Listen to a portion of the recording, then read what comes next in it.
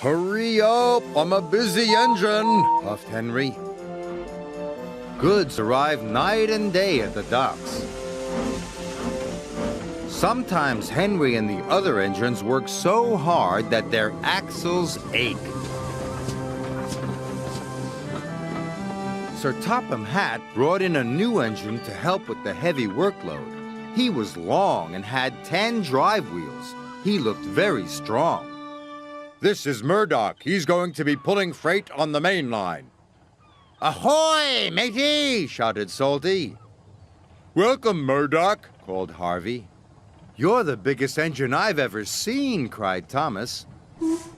You're a chatty lot, Murdoch said quietly. Soon Murdoch was coupled to a long, long line of heavy freight cars.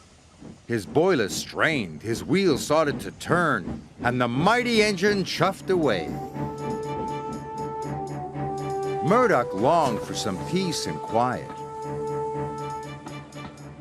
But everywhere he went, it was noisy and crowded.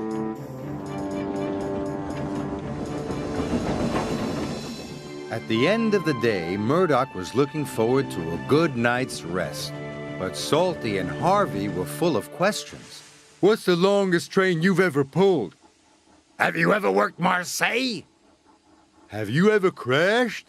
Please, I want some peace and quiet, and I don't want to share a shed with chatterboxes. No need to be rude, huffed Harvey. Hey, we're only being friendly, matey. The next morning, Murdoch collected another long, heavy train.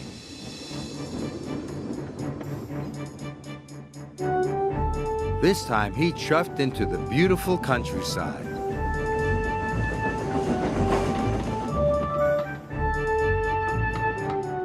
It was splendid. At last, he had some peace and quiet.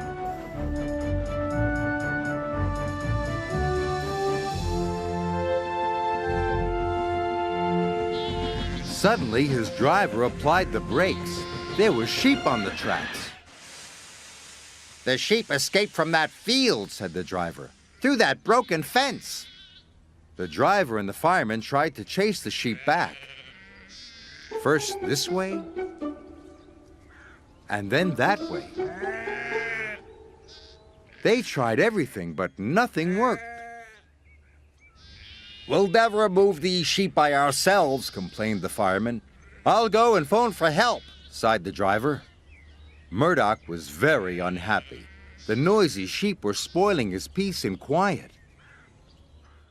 Sir Topham Hatt was enjoying afternoon tea when he got the call. Sheep? He exclaimed loudly. I'll send Toby with the farmer immediately. The sheep were becoming noisier and noisier. Please stop, groaned Murdoch. I'd rather be back with the chatterbox engines. Just then, Toby chuffed into view. Toby, exclaimed Murdoch. We're certainly glad to see you.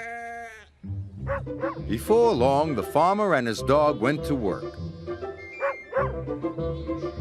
And the sheep were soon safely in their field.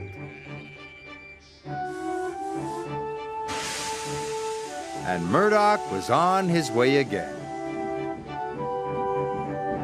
Thanks, Toby. That evening, Murdoch parked between Harvey and Salty. But Murdoch spoke first. I'm sorry that I was cross, he chuffed. I'm very pleased to share a shed with you.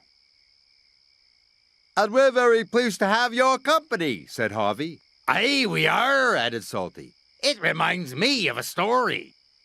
Murdoch smiled.